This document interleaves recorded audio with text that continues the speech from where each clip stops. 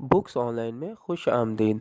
Subscribe कीजिए और bell icon पर क्लिक करके हमारे चैनल के लेटेस्ट नोटिफिकेशंस को ऑन कीजिए।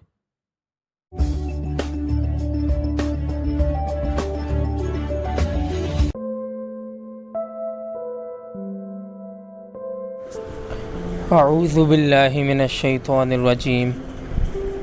बिस्मिल्लाहिर रहमानिर रहीम। आज हम कुदरतुल्लाह शहाब की किताब शहाब नामा के 48वें हिस्से के साथ हाजिर हैं। इस वक्त हम इस किताब के जिस चैप्टर को पढ़ रहे हैं उसका नाम है तू अभी राह गुज़र में है। आज हम इस किताब का सफ़ा नंबर 399 से आगाज़ करेंगे। आइए शुरू करते हैं। रोम की तरह बैरूत की सड़कों पर भी मुझे हरदम यही एहसास होता था कि हम एक मुसलसल हादसे की जद में मुअल्लक़ हैं। खुली सड़कें हों या गुंजान आबाद गलियाँ, टैक्सी हर जगह एक ही रफ्तार से चलने पर मुसर थी।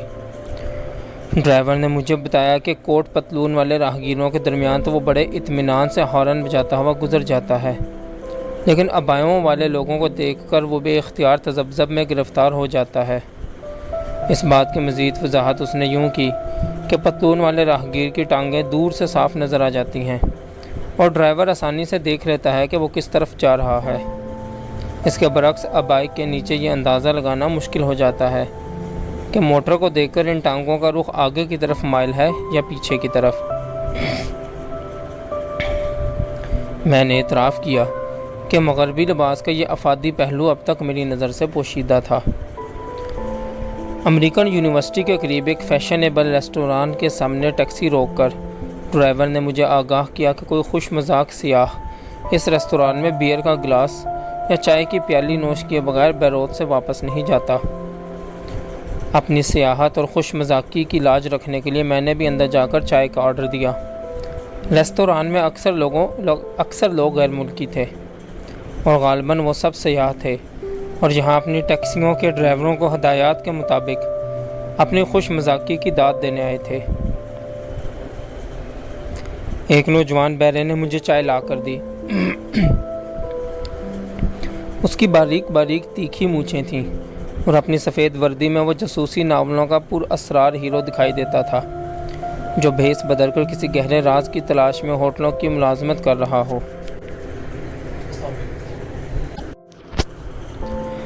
चाय की ट्रे मेज़ पर रखकर वो मेरे पास मुअद्दब खड़ा हो गया और फ्रेंच नमा अंग्रेज़ी में बोला, आप कौन हैं?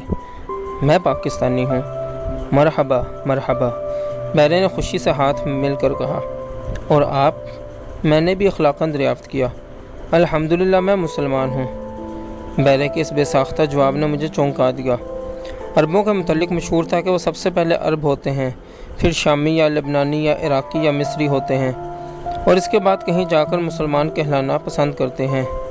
लेकिन ये नौजवान बैरा ना सिर्फ सबसे पहले मुसलमान था बल्कि वो अपने मुसलमान होने पर बग़ैर किसी हिजाब के खुदा का शुक्र भी अदा कर रहा था। मुझे भी मुसलमान होने का फ़ख्र हासिल है, मैंने कहा। अल्हम्दुलिल्लाह अल्हम्दुलिल्लाह। बैरे ने अपने हाथ फिर खुशी से मिले।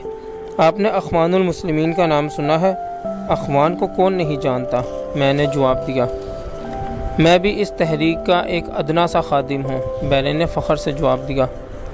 हम सारी दुनिया के मुसलमानों के भाई और ख़िदमतगार हैं।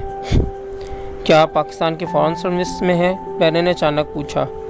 जी नहीं, मैंने कहा। आपको ये ख्याल क्यों आया? मशरिक़ वस्ता में जो सियाह आते हैं वो अक्सर सफारत खानों के अफसर होते हैं या वो गिरजों के मिशनरी होते हैं या उनका ताल्लुक़ तेल की सियासत से होता है। बहरे के चेहरे पर अब गैर मामूली संजीदगी आ गई थी। सफारत खानों से वो हमारी हुकूमतों पर असरअंदाज होते हैं, गिरजों के ज़रिए वो हमारे दीन में दखल देते हैं और तेल की सियासत से वो हमारी माश पर कंट्रोल रखते हैं। बहरे ने कनखियों से इधर उधर देखा और गर्दन झुकाकर सरगोशी के अंदाज में कहने लगा, हम अख़वान ऐसे सियाहों पर कड़ी निगाह रखते हैं। बैरूत के मुज़ाफ़ात में जा बजा छोटे छोटे झोंपड़ों की आबादियाँ फैली हुई थीं। उनमें फ़लस्तीन के मुहाजिर रहते थे। मुहाजिर कराची में हों या बैरूत में, उनके झोंपड़ों पर वही कसाफत और उनके चेहरों पर वही फलाकत बरसती है। जिस तरह कराची में मुहाजिर बस्तियों के दरमियान बड़ी सूरत से सीमेंट की बड़ी बड़ी इमारत बुलंद हो रही थीं, اسی طرح فلسطینی مہاجروں کے گرد و پیش بھی بلند و بالا خوبصورت مکان تعمیر ہو رہے تھے۔ چند امریکن سیاہ جوان جھونپڑوں اور مکانوں کی تصویریں کھینچ رہے تھے، ساتھ ہی ساتھ عربوں کی سیاست پر بھی بڑی بے تکلفی سے رائے زنی فرما رہے تھے۔ خدا کی قسم، ایک سیاح کہہ رہا تھا، جس وقت ان جھونپڑوں والوں نے اٹھ کر ان خوبصورت عمارتوں کو جلانا شروع کر دیا، اسی روز مشرق وسطیٰ میں کمیونزم کا سیلاب آ جائے گا۔ بھائی جو، تم میرے پالتو خرگوش کے بچوں سے بھی زیادہ کوتاہ اندیش ہو۔ دوسرے سیاح نے اپنے ساتھی کو پیار سے گالی دی۔ کمیونزم آگ لگنے کا انتظار نہیں کرتا۔ کمیونزم کا راستہ تو اسی روز ہموار ہو گیا تھا جب عربوں کے ہاتھ میں لا انتہا تیل کی دولت آئی اور ان غلیظ جھونپڑوں کو مکانوں میں تبدیل کرنے کی بجائے ان کے درمیان یہ نامعقول عمارتیں بلند ہونا شروع ہو گئیں۔ تم دونوں کتیا کے بچے ہو، تیسرے امریکن نے فتویٰ صادر کیا۔ جب تک یہاں پر مذہب کا جذبہ غالب ہے، کمیونزم کے آنے یا نہ آنے کا سوال ہی پیدا نہیں ہوتا۔ مذہب کا یہ کارآمد جذبہ غالب رکھنے کے لیے مغربی ممالک بھی حسب توفیق اپنا فرض انجام دینے میں کوتاہی نہیں کرتے۔ نزیحہ کے پاس جو سگریٹ لائٹر تھا، اس پر نقرئی حروف میں بڑا خوبصورت کلمہ طیبہ لکھا ہوا تھا۔ بیروت اور بغداد اور دمشق اور قاہرہ میں ایسے سگریٹ لائٹر جا بجا فروخت ہوتے ہیں۔ ایک امریکن کمپنی نے خانہ کعبہ کی تصویر والی بنیانوں اور جرسیوں کا ڈول بھی ڈالا ہے۔ بہت سے مغربی سفارت خانے اپنے ملازمین کو خفیہ طور پر متنبہ کرتے ہیں کہ مشرقی ممالک میں کچی سبزیاں، سلاد اور ٹماٹر نہ کھائیں، کیونکہ ان میں مہلک جراثیم ہوتے ہیں۔ کالے یا سفید رنگ کے چلتے پھرتے خیموں کے اندر نہ جھانکیے، کیونکہ ان میں عورتیں ہوتی ہیں۔ جب تک مشرقی عورتیں خود آنکھ نہ لڑائیں، ان سے آنکھ نہ ملائیے، کیونکہ اس سے ان کا اخلاق خراب ہوتا ہے۔ اور جب تک صاحب خانہ خود شراب نہ پیے، اس سے شراب نہ مانگیے، کیونکہ اس سے ان کا مذہب بگڑ جاتا ہے۔ بندرگاہ کے قریب ایک کھلا میدان ٹاٹ اور ٹین اور چٹائیوں کے چھوٹے چھوٹے جھونپڑوں سے کھچا کھچ بھرا ہوا تھا۔ میدان کے چاروں طرف کانٹوں والی لوہے کی تار کھینچی ہوئی تھی اور جگہ جگہ پولیس کے کچھ سپاہی پہرے پر مامور تھے۔ اس میدان میں سینکڑوں مرد اور عورتیں بھیڑ بکریوں کی طرح محصور تھیں۔ تمازت آفتاب میں سارا میدان انگیٹھی کی طرح دہک رہا تھا اور کچھ ضعیف عورتیں ایک چادر کو پانی میں تر کر کے بار بار اپنے چہروں پر مل رہی تھیں۔ ٹیکسی ڈرائیور نے مجھے بتایا کہ یہ لوگ فلسطینی مہاجر نہیں ہیں، بلکہ یہ میدان حاجیوں کا کیمپ ہے جو حکومت نے خود اپنے خرچ سے قائم کر رکھا ہے۔ کئی مہینوں تک دور دراز سے لوگ آ کر اس کیمپ میں جمع ہوتے رہتے ہیں۔ جو خوش نصیب ہیں ان کو کسی ہوائی جہاز یا سمندری جہاز میں جگہ مل جاتی ہے، باقی لوگ انتظار کر کے واپس لوٹ جاتے ہیں۔ ٹیکسی ڈرائیور کے اعداد و شمار کے مطابق اس کیمپ میں ایسے لوگ بھی تھے جو 2 3 4 سال سے مسلسل یہاں آ کر مہینوں انتظار کرتے تھے اور پھر بے نیل و مرام واپس چلے جاتے تھے۔ حاجی کیمپ کے گوشے میں اثر کی جماعت ہو رہی تھی۔ باقی بہت سی جگہوں کی طرح اس کیمپ میں بھی حاجی زیادہ تھے اور نمازی کم۔ ایک بے حد بوڑھی عورت بڑے خضوع و خشوع سے سربسجود تھی۔ اس کی چادر میلی تھی اور کرتے کا دامن پھٹا ہوا تھا۔ اپنے آس پاس حقے کا شغل کرتے ہوئے بہت سے لوگوں کے برعکس حج کی طلب میں اس نے محض انتظار کا دامن نہیں پکڑا تھا، بلکہ وہ نماز کا دامن پکڑے بیٹھی تھی۔ ٹیکسی ڈرائیور نے بڑے پتہ کی بات کہی کہ مسلمانوں میں جہاں کہیں کچھ برکت اور فراغت کے آثار پائے جاتے ہیں، وہ ایسے ہی انفاس قدسیہ کے دم قدم سے قائم ہیں۔ اگر یہ بزرگ ماں بھی نماز چھوڑ کر حقہ گڑگڑانے بیٹھ جائے تو ممکن ہے کہ ہم لوگ ٹیکسیوں میں تندرانے کی بجائے سڑکوں پر بھیک مانگتے نظر آئیں۔ بیروت کا شمار بھی دنیا کے ان مہذب شہروں میں ہے جہاں غریب ہونا تو کوئی جرم نہیں، البتہ بھیک مانگنا ضرور منع ہے۔ بندرگاہ کے باہر پولیس کا ایک سپاہی بیت کی چھڑی گھما کر بہت سے گداگروں کو منتشر کر رہا تھا جو سیاحوں پر بھوکی چیلوں کی طرح جھپٹتے تھے۔ فلسطینی مہاجروں کا ایک خاندان سپاہی کی نظر بچا کر ایک طرف سہما کھڑا تھا۔ ظاہراً وہ دست سوال دراز نہیں کر رہے تھے، لیکن ان کے چہرے اپنی بے زبانی سے پکار کر ان کی بے بسی اور خستہ حالی کی فریاد کر رہے تھے۔ اس خاندان میں ایک 6-7 سال کا لڑکا تھا، ایک 8-9 سال کی لڑکی تھی اور ان کی ماں ایک ادھوری بہار کی طرح تھی جسے وقت سے پہلے ہی خزاں نے پامال کر دیا ہو۔ وہ کبھی اپنے بچوں کی طرف دیکھتی تھی، کبھی راہگیروں کی طرف اور کبھی اس سپاہی کی طرف جو بیت کی چھڑی گھما کر بھیک منگوں کو بھگا رہا تھا۔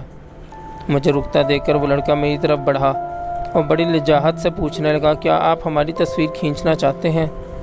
جس طرح ہمارے ہاں کے فقیر دیا سلائی یا بوٹ پالش کا سہارا لے کر بھیک مانگتے ہیں، اسی طرح فلسطین کے مہاجر تصویریں کھنچوا کر بخشش کی امید رکھتے ہیں۔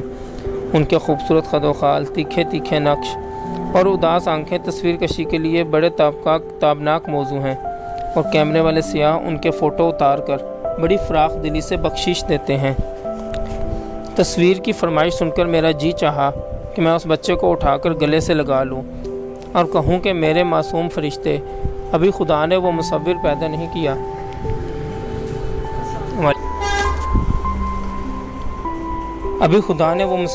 نہیں کیا جو تیری تصویر کا حق ادا کر سکے۔ تمہارے کپڑے پھٹے ہوئے ہیں، اس جھلستی ہوئی دھوپ میں تمہارے پاؤں ننگے ہیں، اور تمہاری سہمی ہوئی آنکھوں میں آنسوؤں کی نمی بھی خشک ہو چکی ہے۔ وہ تیری ماں ہے جسے قدرت نے شباب کی منزل سے پہلے ہی بوڑھا کر دیا ہے۔ اس کے بھنچے ہوئے ہونٹوں پر شاید کوئی فریاد لرز رہی ہے، لیکن وہ سپاہی کے ڈر سے اپنا منہ نہیں کھول سکتی، یا شاید اس کے سوکھے ہوئے ہونٹوں پر ایک غضبناک بددعا تڑپ رہی ہے، جو اس نے صرف اس ڈر سے روکی ہوئی ہے کہ کہیں اس دنیا کا بھی وہی حشر نہ ہو جو نوح اور عاد اور سمود کی بد نصیب اقوام کا ہوا تھا۔ اور وہ تیری گڑیا سی بہن ہے جس نے ایک ہاتھ سے اپنی ماں کا دامن تھاما ہوا ہے اور دوسرے ہاتھ سے وہ تمہیں واپس بلا رہی ہے تاکہ کوئی راہگیر تمہیں زبردستی اٹھا کر اپنے ساتھ نہ لے جائے۔ اس ننھی سی معصوم بچی کے پاؤں بھی ننگے ہیں، اس کے کپڑوں میں بھی بہت سے سوراخ ہیں، اس کے سنہری بال ریشم کے الجھے ہوئے گچھوں کی طرح پریشان اور گھنگریالے ہیں۔ ان خوبصورت بالوں میں ریت کے ذرے ابرق کی طرح چمک رہے ہیں۔ بچی کی پلکیں گھنی اور نوکدار ہیں، اور اس کی اداس آنکھوں میں نیلی نیلی جھیلوں کی اتھاہ گہرائیاں ڈوبی ہوئی ہیں۔ اگر یہ بچی آسمان پر پیدا ہوئی ہوتی تو بے شک وہ جنت کی حور بنتی، لیکن وہ اس بے رحم زمین پر پیدا ہوئی، اور بنی آدم اور بنی اسرائیل کے ہاتھوں میں خدا کا یہ نادر شاہکار بھوک سے مرجھایا ہوا ہے، خوف سے سہما ہوا ہے، بے گھر ہے، بے سہارا ہے، اداس ہے، پامال ہے۔ اس بچی کی جلد زیتون کے تیل کی طرح تازہ اور شفاف ہے۔ اس کی رگوں میں جو خون گردش کر رہا ہے اس میں 2500 سال سے فلسطین کے چشموں کا پانی اور فلسطین کے پھولوں کی نکھت اور فلسطین کے انگوروں کا رس رچا ہوا ہے۔ اس لڑکی کے وجود میں یروشلم کی انگنت صدیوں کی تقدس کی امانت پوشیدہ ہے۔ اس کی پرورش بڑے بڑے برگزیدہ پیغمبروں کے زیر سایہ ہوئی ہے۔ اس کی تربیت میں آسمانی صحیفوں کا ہاتھ ہے جو خدا نے اس برکت والی سرزمین پر نازل فرمائے۔ اس لڑکی کے آباء و اجداد 2500 سال سے فلسطین کی خاک میں دفن ہو رہے ہیں، لیکن آج یہ لڑکی روٹی کے ایک ٹکڑے اور سہارے کی ایک جھونپڑی کے لیے ننگے پاؤں اور ننگے سر بیروت کی گلیوں میں پریشان حال ٹھوکریں کھا رہی ہے، کیونکہ بنی اسرائیل کی بھیڑوں کو ایک بار پھر وہ گھر یاد آنے لگا ہے جہاں سے 2500 سال قبل خدا نے انہیں باہر نکال کیا تھا۔ یہودیوں کا جدید ترین مقدس صحیفہ اعلان بالفور ڈکلیریشن ہے، جو 2 نومبر 1917 کو برطانیہ کے دفتر خارجہ کی جانب سے نازل ہوا، اور جس میں بشارت دی گئی تھی کہ شاہ انگلستان کی حکومت فلسطین میں یہودیوں کے لیے ایک قومی گھر مہیا کرنے کے حق میں ہے اور اس سلسلے میں یہودیوں کی ہر ممکن مدد کرے گی۔ جس عقیدت مندی سے یہودی اس انسانی بشارت کی پیروی کر رہے ہیں، اگر اسی طرح انہوں نے اپنی الہامی کتاب تورات کو بھی مانا ہوتا تو شاید بنی اسرائیل کو ہزاروں سال تک در بدر کی خاک نہ چھاننا پڑتی۔ اے بنی اسرائیل، وہ دن یاد کرو جب اللہ تعالیٰ نے تمہیں دنیا جہان کے لوگوں پر فضیلت دی، جب خدا نے تمہیں قوم فرعون کے پنجے سے چھڑایا جو تمہیں بڑے بڑے دکھ دیتے تھے، تمہارے لڑکوں پر تو چھری پھیرتے تھے اور تمہاری عورتوں کو اپنی خدمت کے لیے زندہ رہنے دیتے تھے، جب خدا نے تمہارے لیے دریا کو ٹکڑے ٹکڑے کر دیا اور تم کو بچا کر فرعون کے آدمیوں کو تمہارے دیکھتے دیکھتے ڈبو دیا، جب خدا نے تم پر ابر کا سایہ کیا اور تم پر من و سلوہ اتارا، جب موسیٰ نے اپنی لاٹھی پتھر پر ماری اور اس میں سے تمہارے لیے پانی کے 12 چشمے پھوٹ نکلے۔ اے بنی اسرائیل، وہ دن بھی یاد کرو جب خدا نے تم سے عہد لیا تھا کہ تم حق کے ساتھ باطل کو نہ ملانا اور خدا کی آیات کو سستے داموں نہ بیچنا، لیکن تم اس وعدے کو وفا نہ کر پائے اور تم نے بڑی ہٹ ڈھرمی سے بچڑے کو اپنا خدا بنا لیا۔ تم نے من و سلوہ کی نعمت کو ٹھکرا کر ساگ پات اور ککڑی اور لہسن اور مسور اور پیاز کی فرمائش کی۔ اپنی اکڑ میں آ کر تم نے بعض پیغمبروں کو چھٹلایا اور بعض کو ناحق جان سے مار ڈالا، اور خدا نے تمہاری نافرمانیوں کی پاداش میں کبھی تم کو خود اپنے ہاتھوں سے ایک دوسرے کو قتل کرنے کا حکم دیا، کبھی تم کو بجلی نے لے ڈالا، کبھی تم راندہ درگاہ ہو کر بندر بنا دیے گئے، کبھی تمہارے سر پر طور کا پہاڑ لٹکا دیا گیا۔ اے بنی اسرائیل، بے شک تمہارے دل پتھر ہو گئے ہیں، بلکہ اس سے بھی زیادہ سخت، پتھروں میں بھی بعض تو ایسے ہوتے ہیں کہ ان سے نہریں جاری ہو جاتی ہیں، اور بعض ایسے ہوتے ہیں کہ ان میں دراڑ پڑ جاتی ہے اور ان سے پانی رسنے لگتا ہے۔ اے بنی اسرائیل، آج تمہاری نسل بالکل اسی طرح مسخ ہو چکی ہے جس طرح کہ تم نے خدا کے کلام تورات کی شکل بدل ڈالی تھی۔ تمہاری رگوں میں جو لہو گردش کر رہا ہے اس میں اسرائیلی خون کی آمیزش بہت ہی کم ہے۔ ہزاروں سال سے تم دنیا کے گوشے گوشے میں مارے مارے پھر رہے ہو، اور تمہاری نسل دوسری قوموں میں خلط ملط ہو کر اب کوئی امتیازی حقیقت نہیں رکھتی۔ یوں بھی تم نے خدا کے رسولوں کی جگہ اب امریکہ اور انگلستان میں اپنی مرضی کے پیغمبر تلاش کر رکھے ہیں، اور تمہاری موجودہ تورات اعلان بالفور ہے۔ لیکن یاد رکھو، اس عرب بچی کا سہما ہوا دل اور اس کی غم دیدہ ماں کی دبی ہوئی آہ تمہارے سر پر کوہ طور سے بھی زیادہ خطرناک پہاڑ کی طرح لٹک رہی ہے۔ اس معصوم لڑکے کی نگاہ میں غضبناک، قہرناک، زہرناک بجلیاں تڑپ رہی ہیں، اور اگرچہ آج کل بندر بنانے کا رواج عام نہیں، لیکن خدا اپنے وعدے کا سچا ہے۔ تم امریکہ اور انگلستان میں ڈھلے ہوئے سونے چاندی کے بچھڑوں کی جس قدر جی چاہے پوجا کر لو، لیکن عذاب کا جو توق تمہاری گردن میں پڑا ہوا ہے اس سے تمہیں نجات نہیں مل سکتی۔ قاہرہ پہنچ کر معلوم ہوا کہ مصر کی انقلابی حکومت نے حاجیوں کی آمد و رفت کے لیے نہایت اعلیٰ درجے کے انتظامات کر رکھے ہیں۔ حاجیوں کو لے کر ہر روز 2 ہوائی جہاز پرواز کرتے تھے۔ ہر تیسرے روز ایک سمندری جہاز بھی جدہ کے لیے روانہ ہوتا تھا۔ وزارت خارجہ کا جو افسران انتظامات کی دیکھ بھال پر مامور تھا وہ میری درخواست دیکھ کر بڑا چین بجبیں ہوا۔ آپ پاکستانی ہو کر انگریزی میں درخواست کیوں لکھتے ہیں؟ اس نے میری جواب طلبی کی۔ میں نے معذرت کی کہ مجھے عربی نہیں آتی، اس لیے درخواست انگریزی میں لکھنا پڑی۔ آپ کی اپنی زبان کیا ہے؟ افسر نے پوچھا۔ اردو، میں نے جواب دیا۔ پھر انگریزی کے ساتھ آپ کا کیا رشتہ ہے؟ افسر نے طنزیہ پوچھا۔ میرے لیے اس کے سوا اور کوئی چارہ نہ تھا کہ میں یہ تسلیم کروں کہ انگریزی کے ساتھ میرا فقط غلامی کا رشتہ ہے۔ میرا یہ اقبال جرم سن کر افسر مطمئن ہو گیا اور بولا، اس صورت میں بہتر یہی تھا کہ آپ اپنی درخواست اردو ہی میں لکھتے۔ پھر اس نے کچھ عرصہ تک ہر ملک کی قومی زبان کی اہمیت پر غور دیا، غلامی کے دور کی یادگاروں کی مذمت کی، اور پھر انقلاب مصر کے حوالے سے عرب نیشنلزم کی فضیلت پر ایک دھواں دار تقریر کی۔ اس کے بعد اس نے بڑی خندہ پیشانی سے مجھے ایک مصری جہاز السودان میں جدہ تک سفر کرنے کی اجازت دے دی۔ اگرچہ مصر کا علامتی صدر ابھی تک جنرل نجیب ہی تھا، لیکن ملک میں اصلی ڈنکا جمال عبد الناصر کا بج رہا تھا۔ چاروں طرف عرب نیشنلزم کا تصور زور و شور سے ابھر رہا تھا اور مختلف طبقات میں مختلف رنگ کے جذبات پیدا کر رہا تھا۔ اس کا ایک رنگ حاجی موسیٰ رضا کی دکان کا رنگ تھا۔ یہ دکان اندرون قاہرہ ایک بے حد تنگ و گنجان بازار میں واقع تھی۔ اس بازار میں چٹائیاں، پلنگ، جوتے، اچار، ہلدی، مرچ مسالہ، شربت، کباب اور تربوزوں کی کٹی ہوئی کاشیں برسر عام دوش بدوش فروخت ہو رہی تھیں۔ حاجی موسیٰ رضا کی دکان میں یہ خصوصیت تھی کہ اس میں پھلوں اور سبزیوں کے علاوہ پرانی بسیدہ کتابوں کے انبار تھے، اور ایک کونے میں قدیم مصری نوادر کا مجموعہ بھی تھا۔ پھلوں میں ایک ٹوکری آموں کی تھی۔ میں نے پوچھا کہ یہ میوہ ہندوستان سے آیا ہے یا پاکستان سے؟ جی نہیں، حاجی موسیٰ رضا نے برا منا کر کہا، یہ پھل خاص مصر کی پیداوار ہے۔ اور پھر اس نے بڑی تفصیل سے مجھے باری باری وہ پھل اور سبزیاں دکھائیں جو وادی نیل کی خاص پیداوار ہیں۔ ان پھلوں اور سبزیوں میں انار بھی تھے، انگور بھی، آلو بھی اور لوکی اور چکندر بھی۔ جس انداز سے حاجی موسیٰ رضا مجھے ان سے متعارف کرا رہا تھا، اس سے مجھے یقین ہو گیا کہ اب اگر میں یہ کہوں کہ یہ اشیاء دنیا کی کسی اور زمین میں بھی پیدا ہوتی ہیں تو حاجی موسیٰ رضا پھر برا منائے گا کہ میں آب نیل کی بے حرمتی کر رہا ہوں۔ حاجی موسیٰ رضا کی دکان میں جو نوادرات تھے وہ اکثر فرعونوں کے مقبروں سے نکلے ہوئے زیوروں، برتنوں، منقش پتھر کی سلوں وغیرہ پر مشتمل تھے۔ حاجی صاحب کا بیٹا جو بیروت کی یونیورسٹی کا انڈر گریجویٹ تھا، بڑی فصاحت سے گاہکوں کو ان نوادرات کے حوالے سے مصر کی شاندار تہذیب کا پس منظر سنایا کرتا تھا۔ قاہرہ اور سکندریہ کی بڑی بڑی دکانوں میں عورتوں کے ملبوسات کی بناوٹ اور زیورات کے نقش و نگار کا رجحان بھی زمانہ فرعون کے فیشنوں کی طرف مائل تھا، اور تزئین و آرائش کے جملہ لوازمات صریحاً ان خطوط کی پیروی کر رہے تھے جو آج سے کئی ہزار سال پہلے مصر کی تہذیب و تمدن کا ترہ امتیاز تھے۔ اگر آپ مصر کی اصلی اندرونی زندگی دیکھنے کی خواہش کا اظہار کریں تو قاہرہ کے سند یافتہ ٹورسٹ گائیڈ آپ کو ایک خاص ریستوران عمر خیام میں لے جائیں گے جو باہر سے قدرے غیر آباد نظر آتا ہے۔ اندر ایک چوکور کمرہ ہے جس کے دروازوں پر سرخ بانات کے پردے لٹک رہے ہیں، دیواروں کے ساتھ ساتھ گاؤ تکیے لگے ہوئے ہیں، اور فرشی نشستوں کے سامنے کھانا کھانے کے لیے لکڑی کی چھوٹی چھوٹی چوکیاں رکھی ہوئی ہیں۔ کمرے میں بے حد مدھم روشنی ہے اور دیواروں پر چاروں طرف فرعونی مقبروں کے اندرونی مناظر کی تصویریں اور علامتیں آویزاں ہیں۔ پردوں کے پیچھے کسی جگہ آرکیسٹرا بج رہا ہے جو نظر نہیں آتا، اور اس کی دھن پر ایک لڑکی آپ کے سامنے طرح طرح کے بل کھا کھا کر ناچنے لگتی ہے۔ لڑکی کی کمر اور پنڈلیاں اور باہیں اور سینہ کھلا ہے۔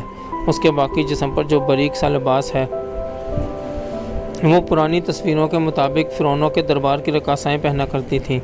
ریستوران کے عملے میں سے ایک خوش پوش موزس نما انسان آپ کے پاس آ کے بیٹھ جائے گا اور سرگوشی کے انداز میں اس لڑکی کے ناچ پر محققانہ تبصرہ کرنے لگے گا کہ یہ ناچ کس فرعون کی محبوب رقاصہ کا خاص ناچ ہے اور اسے کتنے مقبروں کے اندرونی نقش و نگار کی تحقیق کے بعد ترتیب دیا گیا ہے۔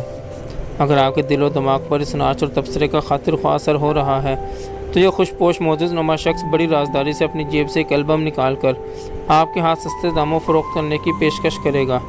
اس البم میں بہت سے فرعونوں کی جنسی عیش کوشی کے خفیہ راز پوشیدہ ہیں۔ تصویروں کے بعد یہ خوش پوش موزس نما انسان آپ کو چند مقوی طلا اور تیل خریدنے کی ترغیب دے گا جن کے نسخے 3,000 سال پرانے مقبروں کے کتبوں سے اخذ کیے گئے ہیں۔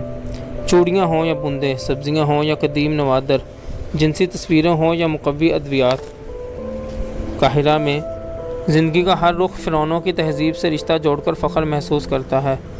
یہاں پر نئی نسل کا ایک ایسا طبقہ بڑی سرعت سے نشوونما پا رہا ہے جس کا تصوری، فکری اور عملی مطمع نظر اس قدر شدید جذبہ قومیت ہے کہ اس کے سامنے دین کی حیثیت محض ذیلی اور ضمنی رہ جاتی ہے۔ اس مکتب خیال کی نظر میں مصر کی تہذیب کا اصلی ورثہ زمانہ فرعون کے آثار ہیں۔ اس تہذیب و تمدن کے ارتقاء میں وہ اسلام کو ایک ثانوی سی تحریک شمار کرتے ہیں جو 1300-1400 برس قبل اس سرزمین پر آئی اور اپنے ساتھ کئی دیر پا نقوش لائی۔ دوسرے اسلامی ملکوں کی طرح مصر کے عوام بھی بڑے مخلص اور سیدھے سادے مسلمان ہیں۔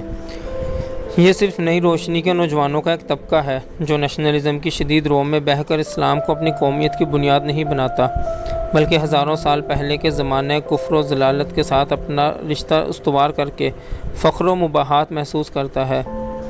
فرازونی اس طبقے کی منہ بولتی مثال ہے۔ فرازونی سے میری ملاقات ایمسٹرڈم کے رائک میوزیم میں ہوئی تھی۔ وہ وہاں پر آثار قدیمہ کی بحالی، تجدید اور حفاظت کا فن سیکھنے آئی تھی اور اب مصر کے کسی ثقافتی ادارے میں بڑے اچھے عہدے پر فائز تھی۔ قاہرہ میں ایک روز اس نے مجھے اپنے ہاں چائے پر مدعو کیا۔ شہر کے جس حصے میں اس کی رہائش تھی اس کا نام امام شافی تھا۔ اس علاقے میں اینٹوں اور سیمنٹ کے بے شمار پکے مکانات سلسلہ وار بنے ہوئے تھے اور ان کی تعمیر میں ایک غیر معمولی یکسانیت نمایاں تھی۔ دیکھنے کو تو وہ رہائشی مکان نظر آتے تھے لیکن دراصل یہ محلہ امیروں کا قبرستان تھا۔ قاہرہ کے کھاتے پیتے لوگ اپنے مردوں کو عوامی قبرستان میں دفن کرنے کے قائل نہیں ہیں، جس طرح آج سے ہزاروں سال پہلے شاہان مصر اپنی قبروں پر بلند و بالا احرام تعمیر کرتے تھے۔ اسی طرح قاہرہ کے عمراء آج بھی اپنی لاشوں کی تدفین کے لیے پکے کمروں کا اہتمام کرتے ہیں۔ ہر خاندان کے لیے ایک الگ چار دیواری ہوتی ہے۔ اس کے اندر ایک کشادہ صحن ہے جس کے نیچے 2 زمین دوز کمرے ہوتے ہیں۔ ایک کمرہ مردانہ لاشوں کے لیے مخصوص ہوتا ہے، دوسرا عورتوں کے لیے۔ جب کبھی کوئی نئی میت تیار ہوتی ہے تو پرانے مردے کی ہڈیوں کو سمیٹ کر ایک کونے میں جمع کر دیا جاتا ہے اور نئی لاش کو ان تہہ خانوں میں لے جا کر ڈال دیتے ہیں۔ اس کے بعد تہہ خانوں کے دروازوں کو بڑی بڑی سیلوں کے ساتھ پاٹ دیا جاتا ہے اور جن سیڑھیوں کے ذریعے ان زمیندوز کمروں میں اترا جاتا ہے ان کے بلائی حصے کو بھی پتھروں کی سیلوں سے بند کر دیا جاتا ہے۔ باہر صحن کے کونے میں ایک باقاعدہ کمرہ بھی بنا ہوتا ہے۔ خاندان کے لوگ بعض تقاریب پر یہاں آ کر ٹھہرتے ہیں، فاتحہ درود پڑھا جاتا ہے، قرآن خوانی ہوتی ہے اور یوں بھی رات کے وقت شہر کی آبادی ان کمروں سے اور بھی کئی طرح کے کام لینا جانتی ہے۔ اس انوکھے شہر خاموشاں سے گزر کر ایک تنگ گلی میں فرازونی کا گھر تھا۔ گھر کی عمارت باہر سے کہنہ اور بوسیدہ تھی لیکن اندر جا کر دیکھا تو کچھ اور ہی عالم پایا۔ فرازونی کا اپنا کمرہ جدید ترین فرنیچر سے آراستہ تھا۔ دیواریں فرعونی مقبروں کے آثار، علامات اور نقوش سے بھری پڑی تھیں۔ ایک طرف مغربی موسیقی کے ساز اور بے شمار ریکارڈ جمع تھے، دوسری طرف ہوٹلوں کے بار روم کی طرح رنگ برنگ سینچوں کی بنی ہوئی تپائی تھی جس پر کئی قسم کی شراب کٹ گلاس کی خوبصورت سرائیوں میں سجی ہوئی تھی۔ تیسرے کونے میں زرد فارمیکا کی شفاف میز کے پیچھے بجلی کا ایک خوبصورت چھوٹا سا آٹومیٹک کچن تھا۔ سب سے پہلے فرازونی نے میرے ساتھ اس بات پر گہری ہمدردی کا اظہار کیا کہ میں اس قدر گرم موسم میں خواہ مخواہ حج پر جانے کا خطرہ مول لے رہا ہوں۔ پھر اس نے اپنی دیواروں پر لگے ہوئے نقوش و نگار کی وضاحت کر کے فرعونی زمانوں کی تہذیب و تمدنی عظمت پر طویل تقریر کی اور مسلمانوں کے دل میں فرعونوں کے خلاف جو بغض بھرا ہوا ہے اس پر بڑی کڑی تنقید کی۔ اس کے بعد وہ بجلی کا چولہا جلا کر چائے بنانے میں مصروف ہو گئی اور مجھے حکم دیا کہ سینڈوچ بنانے کے لیے میں اس کی الماری سے اپنی پسند کی کوئی چیز نکال لوں۔ فرازونی کا نعمت خانہ طرح طرح کے سامان سے لدا ہوا تھا، لیکن جتنے ڈبے میں نے اٹھائے ان سب میں لحم خنزیر کا حصہ غالب تھا، اس لیے میں نے صرف خشک بسکٹوں کا ایک پیکٹ نکالا۔ میری اس حرکت پر وہ ہنسنے لگی اور بولی، مسلمان آپ ہی نہیں میں بھی ہوں، لیکن میں نے اپنے ذہن کو ان قیود سے آزاد کر لیا ہے جو ترقی کی راہ میں رکاوٹ ہیں۔ ترقی کی اس بے معنی منطق کے بعد فرازونی مجھے اپنے باپ سے ملانے کے لیے ایک دوسرے حصے میں لے گئی، جہاں ایک اور طرفہ تماشا دیکھا۔ ایک نیم تری کمرے میں 60-65 سال کے ایک بزرگ گاؤ تکیہ لگائے قالین پر بیٹھے تھے۔ ان کا رنگ گندھے ہوئے میدے کی طرح سفید اور ملائم تھا۔ ان کی داڑھی سنہری اور فرنچ کٹ تھی اور ان کی آنکھوں میں ایک عجیب سی چمک اور سرخی جھلک رہی تھی۔ دیوار کے ساتھ بہت سے اونچے اونچے گلدان تھے جن میں نیم سوختہ اگربتیوں کی قطار لگی ہوئی تھی۔ دیواروں پر فلکیات کے نقشے اور اجرام فلکی کی تصاویر آویزاں تھیں۔ سامنے ایک تپائی پر بہت سی جنتریاں اور کچھ کولرز کے گلوب اور چند استرلاب پڑے تھے۔ فرازونی نے شکوہ کیا کہ اس کا باپ اس قدر قدامت پرست ہے کہ ابھی تک بابل اور ہاروت اور ماروت کے زمانے سے آگے نہیں بڑھا۔ عملیات اور جادوگری اس کا پیشہ تھا۔ مصر میں جادوگری خلاف قانون ہے۔ یہ صاحب 2 بار جیل کی ہوا کھا چکے تھے، لیکن اب بھی صبح و شام حاجت مندوں کا ان کے ہاں تانتا بندھا رہتا تھا۔ فرازونی کے والد بزرگوار نے بڑی خندہ پیشانی سے میرا استقبال کیا اور نہایت تپاک سے اپنے قریب بٹھا لیا۔ غالباً ان کا خیال تھا کہ ان کے جادو توڑنے کی شہرت سن کر ایک نیا گاہک ان کے دام میں آیا ہے، لیکن جب فرازونی نے انہیں آگاہ کیا کہ میں مفت کا ملاقاتی ہوں اور عنقریب حج پر جا رہا ہوں، تو اس مرد بزرگ کی گرم جوشی یکلخت سرد پڑ گئی اور انہوں نے بے اتنائی سے منہ موڑ کر ایک جنتری کا مطالعہ شروع کر دیا۔ والد صاحب سے فارغ ہو کر فرازونی مجھے اپنی والدہ کے پاس لے گئی، جو پچھلے برآمدے میں جان نماز پر بیٹھی تسبیح کرنے میں مشغول تھی۔ فرازونی نے جب اسے بتایا کہ میں حج پر جا رہا ہوں تو اس بزرگ خاتون کی آنکھوں میں تیز تیز چمک آئی۔ جان نماز سے اٹھ کر اس نے میرے سر پر ہاتھ پھیرا، پھر ہاتھ اٹھا کر میرے لیے دعائے خیر کی۔ قاہرہ کے اس گھر کی ایک چھت کے نیچے زندگی کے 3 دھارے بہہ رہے تھے۔ ایک طرف صاحب خانہ تھا جو فلکیات، عملیات اور قدیم سحری کی بھول بھلیوں میں مال و دولت کی تلاش میں سرگرداں تھا۔ دوسری طرف اس کی فیشنیبل بیٹی تھی جو پرانی کافرانہ تہذیب کے مردہ خانوں میں نئی روشنی کے چراغ لے کر لذت پرستی کے ظلمت قدوں میں بھٹک رہی تھی۔ ان دونوں کے درمیان فرازونی کی بے زبان ماں تھی جو اپنی جان نماز پر اللہ کی رسی مضبوطی سے تھامے بیٹھی تھی۔ بڑے بڑے اولو العزم پیغمبروں اور ظالم اور سرکش فرعونوں کی سرزمین پر خیر و شر کی قوتیں عجیب و غریب روپ دھار کر نت نئے انداز سے ایک دوسرے کے ساتھ دست و گریباں تھیں، لیکن سچ تو یہ ہے کہ مصر کے سواد اعظم کا دل اور دماغ اسلام کے رشتے میں اسی طرح پرویا ہوا ہے جس طرح کہ دنیا کے اور مسلمانوں کا۔ اس کا روح پرور نظارہ میں نے حاجیوں کے جہاز السوڈان میں دیکھا۔ باقی انشاءاللہ اگلی ویڈیو میں۔ جزاک اللہ خیر۔